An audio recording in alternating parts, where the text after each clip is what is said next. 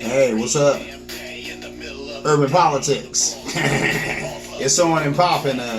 Welcome. You know what I'm saying? Let's get into it real quick. You know what I'm saying? This will be a 30-minute news shot for the week. You know what I'm saying? Yeah. So without further ado, man, let's get right into this like a car and drive. Flow right into all this tasty news that we have. Some of it maybe you've heard, some of it you haven't, but you're gonna get it right now. Urban Politics style. Check me out. All right. First of all, we gotta start with Corona V. It's still all over the place. You know, people want to act like it ain't a thing, but it is a thing, and it ain't going nowhere. It's probably here to stay for a while. You ain't heard that from me, but I do hear from different sources that we might be dealing with this for a little minute. So it is what it is. That's sad to hear, but I don't like the fact that now they said that they want the CDC to no longer, they want hospitals to no longer report to the CDC. They want hospitals to just report right to the White House, give their numbers right to the White House. That's terrible because we know that Trump is going to cook the books. He's been trying to act like coronavirus isn't a thing, isn't even going on right now. So we know that when he gets those numbers, he's going to be flubba-dubbing them. And that's the reason why he wants those numbers coming right to him, and he's trying to cut the CDC out of it, which I think is horrible. But that is what it is. If you know like me, like I've been telling people for a minute, through this show that I do in some other ways, if you want real numbers on what's going on with COVID, you need to go to www.ncov2019.live. That's where you go and get your real life COVID information. That's www.ncov2019.live. You can't beat it, man. You know what I'm saying? 17-year-old kids started this site, and this is up to the minute. The numbers of COVID around the planet. You know, there's a thing when you first chime in there, it tells you what the world is. Then you see the breakdown from the United States, then the different places around the world, and all of that. And then you can see like the different places around the country if you want to. It just has a breakdown of all where COVID's at, you know, where the cases are standing at, where the deaths are at. So that's where I get a lot of my news from on that. That's where I would say I continue to get it. I don't know if you've been listening to the president on this. I haven't been. I couldn't believe that anybody is, but if you are, probably want to stop doing that. But but anyway, moving on. People tripping about wearing a mask. Are you serious? Is it that serious? People going on and on about wearing a mask, man. I read an article. Here's a kid. He's working at a burger shack, and 19-year-old kid. He said that he was working that job. You know what I'm saying? Just something to do before he goes to college, trying to get a little money for college. He's there working one night. Guy comes in. Is not wearing a mask. He asked the guy, "Where's your mask?" Guy says, "I have an exemption." He asked the guy, "Where's your exemption?" Guy flashes his gun. Really? You know what I'm saying? So the kid, you know, of course, is flustered because, you know, he ain't never had a gun flashed at him. Basically, that's basically like saying, "I will shoot you." So guy flashes his gun. Kid goes and get his boss. The boss came out there. He said he talked to the guy. The guy was wearing a "Make America Great" hat again. He was one of them guys. So and the guy who owned the place said, "I like Trump." And he said, I talked to him or whatever, and, you know, I let the guy know that, you know, the guy said, well, I don't want to wear a mask. And he told him, well, look, while you're in this establishment, we ask that you wear a mask. It just is what it is. You know, that keeps me safe, keeps you safe, keeps the other patrons safe. The guy got mad and he left. But, I mean, it was interesting to me how, you know, here we got a 19-year-old kid, you know, he's got a job. You know, he's fresh out of high school, trying to get a little bit of money before he goes to college. All he does is his job, and he says to the guy, hey, can you wear a mask, at least while you're in this establishment? Dude flashes the gun on him. That's not cool. I don't know if you've ever been there. I've been there. I done had a gun pulled on me and flashed at me. Either way is not cool. It's not comfortable. Ain't nothing like somebody up and heat on you. Ain't nothing like somebody flashing the gun at you to let you know that you can get these bullets. So I feel bad for that kid, and it trips me out that all of this came over him just asking the guy to put on a mask. That's not that big a deal. It shouldn't be that big a deal. But somebody, our president, has turned it into a culture war, and now people feel like they gotta, show guns or whatever, let people know that you know, they can get blasted on for having the audacity to ask them to put on a mask when in public. You know, so that is what it is. It's craziness. I've seen a thing on the internet. There was something. These two comedians. All they had was a mask saying, I'm not a mask. They just had a sign saying free mask. And they were giving away free masks. And you would not believe the vitriol that they got. I mean, that was actually a comedy skit. When in the world would telling people that you had free masks be a comedy skit? But it was. And I think they were like in California at a beach, and there was a guy cussing them out. There was a dude, he's like, F you, and that's what you believe, that's not what I believe. And all these guys were doing was offering masks. That's it. They had a sign that said free mask, and they were like, sir, man, would you like a mask? I mean, easily these people could have just been like, no, thank you, it's cool. But no, they were just, man, like, how dare go F yourself and all this stuff. And I'm like, man, come on, call it what it is. We did not have this before Trump. He has turned this thing into a culture war. Your president did this. They don't want to say it on MSNBC and some of these other stations. Man, I'm going to go ahead and give it a name. Trump did this. Who else did it?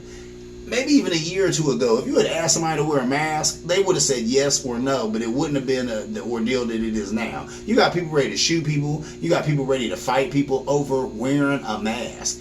If you don't want to wear it, fine, don't wear it. Don't wear it, but don't be mad when somebody says then you can't come into our establishment and put other people at risk because you don't want to wear that mask. But that's what's going on here. Like I said, it's turned into a culture war. It's turned into a, people are actually believing that you're soft or a sucker if you're wearing a mask. There's some people who sit on the right who believe that. That's ridiculous. Are doctors soft or suckers? No, they're just people who don't want to get sick. Anyway, moving on. It is what it is, and like I said, this wasn't a thing a couple of years ago. You have your president to thank for this. People really tripping, crying and dying because they got to wear a mask. Tripping and wanting to pull guns because they got to wear a mask. Anyway, moving on. All politics is local, so let's talk about your boy DeWine asking all Ohioans to wear a mask for at least 6 weeks. The CDC says if everybody in America wore a mask for 8 weeks, we could get rid of the coronavirus. There it is. But you can't get everybody in America to wear a mask for 8 weeks. You can't get everybody in America to do anything for 8 seconds. So there's that. DeWine said, could we please do it for 6 weeks? There's people mad that he didn't do more. He came out and he just said, look, I just asked you to wear a mask. Whenever you leave the house, whenever you're out in public or around others, please wear a mask for the next 6 weeks. That's all he said. There's people mad about that. There's people mad about this. People protesting that. And we'll talk about that later on in the show. But come on, there's people protesting that. He didn't even do anything. There were people mad that he didn't do more. There's people that said basically what he did was the equivalent of a TED Talk, but with less substance. I thought that was hilarious. I said, for real. They called it a TED Talk, but with less substance. Because DeWine, he came out, he didn't shut down the city. He didn't make masks mandatory. DeWine, they said he had a 75% approval rating with the people of Columbus. I believe it. He had my approval. I said this guy's done good. He's been listening to the science. He's been walking that tightrope between, being a Republican and being under Trump, a guy who tries to act like this coronavirus doesn't exist and who rails against wearing a mask. But he's been trying to, walk that line. Even when he did do this talk, when I think it was on Tuesday or it's Tuesday, Wednesday, one of those, he said that he did this. It may have been on Thursday, past week. He even said that there are some who would say that we have more cases because we have more testing. He said, but obviously we have more cases because we have more cases. Check the hospital. And then he was saying that a mask is obviously something that, helps us get rid of this thing or helps us beat this thing. So, he was going against what the president was saying, but he wasn't naming names, and he has to walk that tightrope. People wanted him to shut down the city. He wasn't going to do that. People wanted him to make masks mandatory. He wasn't going to do that. He cannot do that. His standard bearer, the leader of his gang, will not allow him to do that. Trump is still on that, acting like this coronavirus isn't a real thing, hoping that it'll go away. What Mike DeWine going to do? He going to come out and mandate that everybody wear masks? First of all, that upsets the business community because the first time he did it, that's what happened. All these business owners started belly aching. He had to pull that back. And he pulled it back with the quickness because he's a Republican and know that they always like to rub the tummy of big business. Because they're all about the money. So there it is. Big business started whining. That's too much to ask people to wear a mask when they come into our establishment. So he pulled that back. He pulled it back.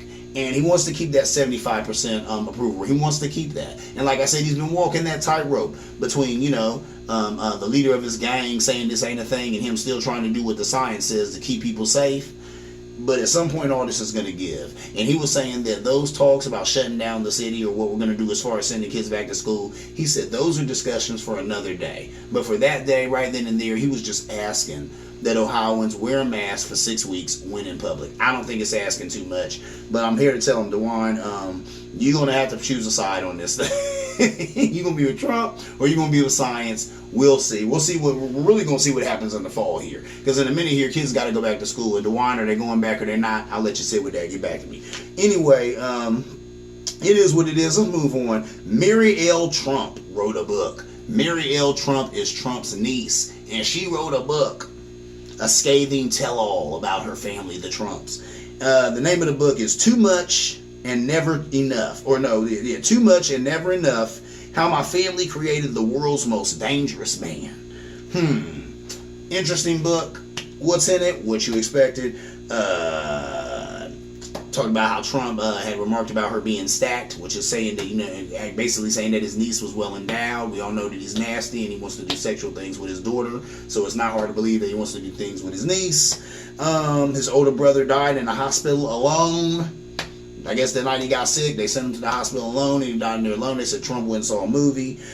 Fred Trump was a monster. He was verbally abusive to the kids, treated them like dirt, blah, blah, woof, woof. Come on, man. These are all things that we all knew. Now, does it make me feel bad for Trump? A little bit. Makes me feel bad for Trump. Makes me feel bad for old girl, too. What's her name? Mary, that she had to come from this horrible family. But plenty of people come from horrible families. And so does that give Trump a pass? No, sir, it does not. And yeah, he came from a horrible family, but he got a whole bunch of money that he could have did some good with. Instead, he wants to go out here and be racist and do bad with it and try and rule the world, and has really just made a bad name for himself. Anyway, moving on. But there's that book. People have been checking it out. If you want to check it out, it's an interesting read, I'm sure. Have I read it? Nah, but I saw her interviews, and really it just gave you all the information that you already knew. He's a horrible person. You know this. What I thought was interesting, and here's a quote that I definitely, this was a quotable right here. He's utterly incapable to lead this country, and it's dangerous to allow him to do so. Let me say that again. This came out of his niece's mouth, not mine. He's utterly incapable to lead this country, and it's dangerous to allow him to do so. Think about that when you're at the ballot box. You know what I'm saying? Think about that right there when you're like, Sleepy Joe, Joe Biden this, Joe Biden that, Uncle Joe this, the Gaff Master that. Think about this. Think about this, and think about the fact that it's a binary choice. We got two of them to choose from, and I think Joe is better than that. So anyway, moving on. I want to talk about voting. It's being suppressed all over the place. They were saying that I was reading a couple of articles, and they were just talking about how a lot of states they've purged the voting rolls, and what that is when they go through the voting rolls and they find reasons to make people ineligible to vote or whatever. So they've done a lot of that. They were saying a lot of these polling places are probably going to be held up, and that's what I'm going to speak to in a minute, because there's not enough poll workers. A lot of poll workers are usually older people. Now, I've worked for the BOE for several years, and that's the Board of Elections here in Columbus, Ohio. And I worked on several different elections. There's an election every 6 months, I want to say. And a lot of times when I did work, it was usually with an older person. Sometimes you see youth at the booth, but not often enough. I used to always speak on that too. I said, man, I'd like to see more youth at the booth. So that's something I want to speak to right now. We need more youth at the booth. One, basically because, a lot of our poll workers are the elderly, and the elderly are people who are susceptible to the aforementioned corona virus. We got to stop, you know what I mean? So we can't have them out there trying to help people vote. They coming in contact with all these different people, and they old. They the ones who could get sick and die from it. So young people, we need you to step up. You can go to www.powerthepolls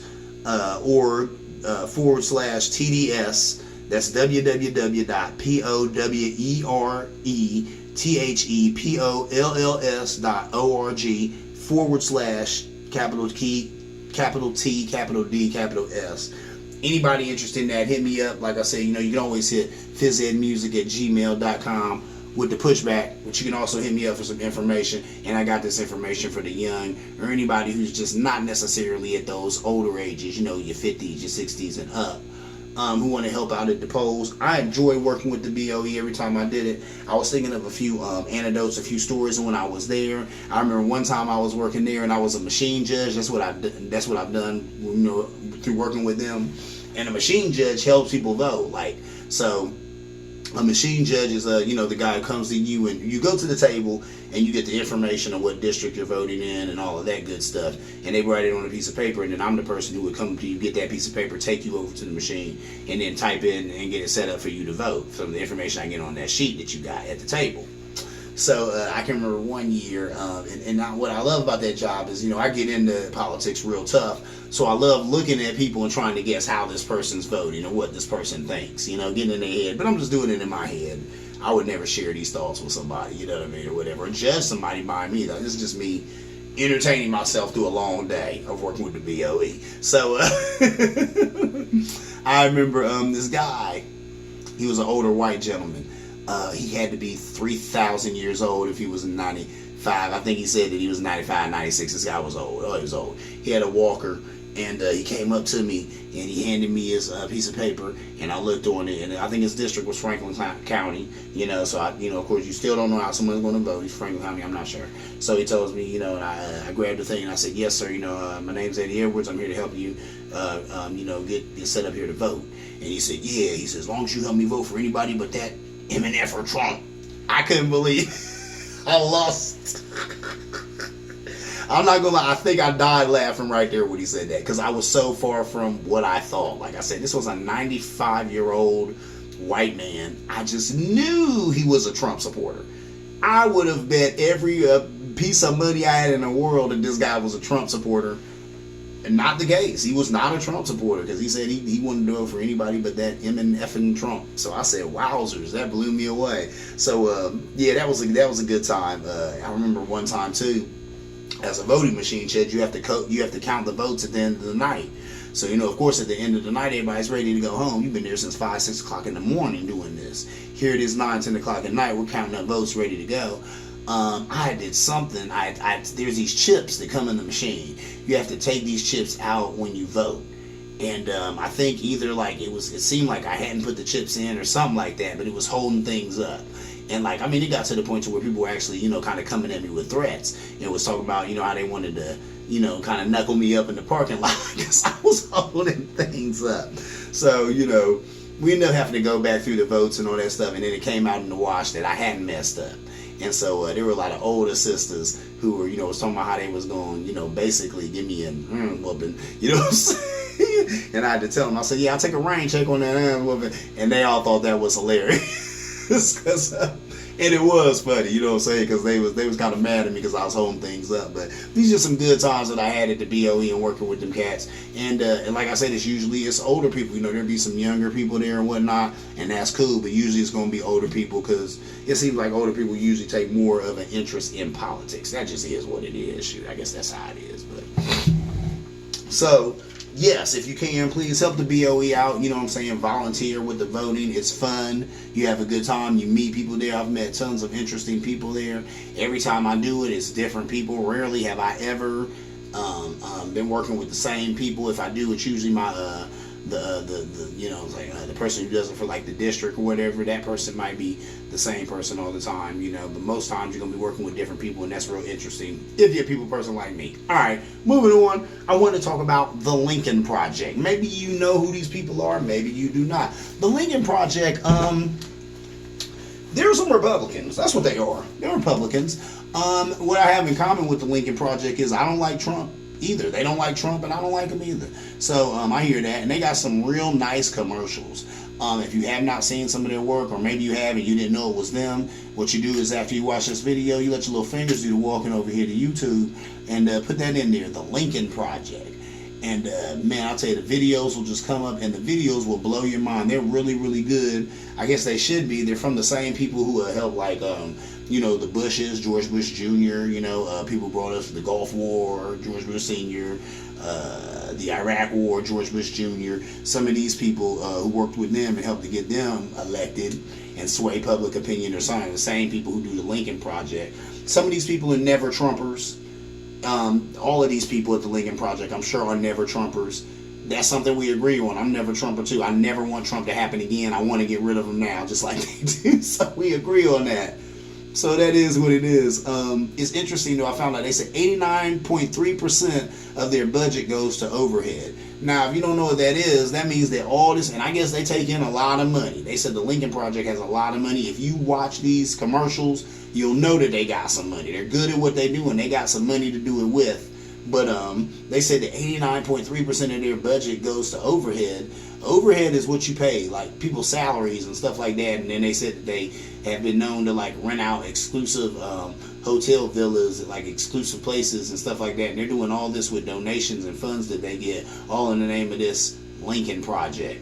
So here's that. You know what I'm saying? What did they say? The enemy of my enemy is my friend. But I'm looking at this case, I think the enemy of my enemy is just another enemy. Because, I mean, seriously, man, some of these people, I mean, these are the people who brought you the Iraq War and the Gulf War. Why in the world would I trust them? But, like I said, these commercials are really, really good. They really, really paint Trump in a negative light. I don't know. You know what I mean? Here they are, Republicans. I don't agree with most of their politics, but I definitely agree with not liking Trump. So there's that. But I'm telling you that I'll report on that just so you can make sure when you hear that name, the Lincoln Project, take that with a grain of salt. And remember, these are the same people who brought you the Iraq War and the Gulf War and all that other crap that we're still involved in and still sucking taxpayer dollars. Anyway, moving on. I want to talk about fall because it's coming. And I want to talk about Trump and Betsy DeVos want your kids to go back this fall. That's right. Yoki wants your kids to get their stuff together and get ready to be back in school in September. But that's not cool because they want to do that and they're not offering anything. We're not doing anything. I saw a teacher on CNN the other day, and she was even saying, she said, we're not even doing minimum stuff. She said, right now, we could be disinfecting classrooms or getting personal protection equipment for teachers and schools and kids, and we're not doing any of that. They want your kid to go back to school in the fall. Regardless, they're not offering no PPE, no disinfecting, no test, no skip tracing, no nothing. And they want your baby to go back and fill a seat in the fall. If you know like I know, I ain't the one. I have a son. He will not be going to school in the fall. We've been looking at him doing some online school and stuff like that. So we're probably going to get into a situation like that. But that's just how it is, man. You want to be safe right now. And our administration and our government is doing absolutely nothing to keep these kids safe, to keep these teachers safe. So you're asking teachers and students to risk their lives come September? That's ridiculous. That's ridiculous. And then Betsy DeVos talking about she want to hold back federal funding from these schools that don't open come September. They want to hold back federal funding. That is ridiculous. You know what? If that's the case, I think some of these schools should open, but just maybe open 2 days a week and do a lot of virtual classroom stuff that they've been doing anyway, and do it at that. And even when they open those 2 days, find a way to stagger it so that there's only so many amount of kids in a building at a time, because this is just ridiculous. I mean, if they can't get any backup from their government, I mean, I tell you, Trump is just such an absentee father on this. He really is. This administration, they have handled this thing so ghetto. It's ghetto the way that they've handled this. And ghetto is not indicative of black people. Ghetto is just indicative of something being raggedy and poorly ran. And this whole thing is raggedy and poorly ran. It doesn't make any sense. How are you going to ask people to risk their children's lives by sending them to school in the midst of a pandemic, but you've given them no type of plan, no type of leadership, no type of resources to access? That just doesn't make any sense. You know what I'm saying? And if you're stupid enough to send your child to school, well, heaven help you and heaven help your child. Because that don't make any sense. But I ain't the one. It couldn't be me. Couldn't be me. And then ask yourself, Barron Trump, is he going back in the fall? They said something about that, and they was like, oh, well, we have to think more about that. Yeah, I'm sure. When it's Trump's son, then there's some nuance in that decision. Then he got to think about it, I'm sure. Yeah, well, how about this? My kids will go back when Barron go back. When Barron Trump is going to school, that's when my babies will go to school. How about that, Mr. President? Moving on. Moving on. I want to talk about protest. A lot of protesting going on, been going on, still going on. I think it's a good thing. I think it's a great thing. The administration is catching feelings from it. I was reading an article and they was talking about that Trump was ready to start having He was going to send in, I guess, more National Guard or more federal help for some of these cities who can't quell their protests. I'm like, why? The protests have been peaceful. That's why a lot of places have gotten rid of the curfews. They were saying a lot of these protests that you're seeing are multicultural. It ain't just black folk out there at all. Whole lot of white folk out there. And they're peaceful. These are peaceful protests. No one's getting hurt. No one's looting. All it is, these people are protesting because things in this country need to change. Trump don't like that, so that's the reason why he want to say these protesters more looters. There's more violence going on. Ain't no violence going on. These are people out here protesting you because you suck. You haven't been doing your job. They're sick of not having no money. Now they ain't got no jobs because you let the pandemic get all crazy. So they out there and they mad about it. And they yelling in the streets. That is what America was built on. I get sick of the right always wanting to co-opt the legacy of Dr. King. When I've had to remind them, Dr. King was a protester. That's what he was. He was a minister, true indeed. He had a church and he did sermons. But he was a protester. And when you're a protester, you go out there, and that brings me to the brother I didn't even get to talk about, you know what I'm saying, because I didn't have enough time or whatnot, but I'm going to talk about him next week. But the brother who we just lost, the civil rights, one of the last great, civil rights men to still be in Congress, that's what he was. You know what I'm saying? A protester. And that's what it's about, protesting, shining a light on an injustice, getting arrested so a light is shined on that injustice. So that's a good thing, and people they do too much with this protesting thing. Sometimes they take it all out of source, they use it too many different ways. Like, okay, they were saying there was some protests yesterday, downtown Columbus, on a Saturday. They said like 100 or more people had gathered in front of the State House. One of the groups was the Stand for Freedom. That's what it was the Stand for Freedom Ohio rally. And it was against masks and against shutting down the state. Now, like I told you earlier, DeWine didn't even mandate masks. He just asked that everybody wear them for 6 weeks. He didn't even make it mandatory. And the shutdown, he didn't shut the city down. People were mad that he didn't. They said we probably need to. If we're trying to flatten this curve, we probably need to. But he already knew that there was going to be such an outroar of that. He didn't even do it. So he didn't do that. But there were people out there protesting the very idea of it. What is going on? That is not what protest is about. That's stupid. Why are you protesting something meant to help you? It's meant to help you. Have you seen the numbers in Florida? Have you seen the numbers in Oklahoma? These numbers have spiked. They opened things up. They was talking all that smack on Fox News. How, we got it right. Now you got people dying because you didn't get it right. You opened up too quickly. I think here in Columbus, Ohio, we opened up too quickly. We're probably going to have to shut down again. We're probably going to have to. But guess what? Oh well. If it's going to save some people from dying, let's do it. My God, I don't understand how it's even up for debate. But anyway, it was what it was. When they had this rally yesterday, they said Black Lives Matter was there. And they said everything was good in the beginning when it was just these Stand for Freedom Ohio people out there. But then Black Lives Matter got out there, and of course it got a little heated. But they said the cops was able to keep them from each other, whatever, keep them backed up from each other. And then they said that there was a lot of debates. There was a lot of shouting. There was some peaceful debates and no violence. I love to hear that. No violence. They said there's no violence. There's a whole lot of yelling, a whole lot of shouting. But there were some peaceful debates. Some good conversations had on the State House lawn, and nobody got hurt and no violence. And that's what we do as human beings, man. We can come together and have discord and have different opinions, but still get along and still love one another and still be humane. That can happen. That can happen right here in this space. That can happen with Trump as president. And it looks like it did yesterday. I'm glad to hear it. I'm glad to hear it. I applaud it. I applaud those people who were there and were able to have sober thought when talking to each other. And that's why I love politics too. Politics is you getting in a room with a person who you don't agree with at all, but finding something that you all can agree with. Some kind of common ground so that y'all can move the ball forward on solving whatever conundrum is at hand. That is politics. That is life. That is why I love it. That is why I do this show. And with that, we're at the end of our time. Urban Politics. What can I say? I'm your humble host, Phys Ed Music. If you like what you're watching, please subscribe. You know what I'm saying? Subscribe to my page, Urban Politics, Phys Ed Music.